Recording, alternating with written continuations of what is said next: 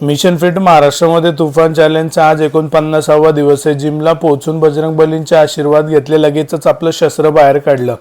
आपलं fire cut आणि day by day इतकं इम्प्रूव्हमेंट येते ना। आता थोडेसे दिवस राहिले, थोडं डिफिकल्टीच्या साईडला जाते, कारण शेवट ते असतंच ना, हत्ती गेला आणि शेपूट राहिलं म्हणतो आपण, ते त्या हिशोबाने जरा जास्त डिफिकल्ट होते। बट तुम्ही आहात, फायर कट आहे, फायर बूम आहे, म्हणून काही टेन्शन नाही।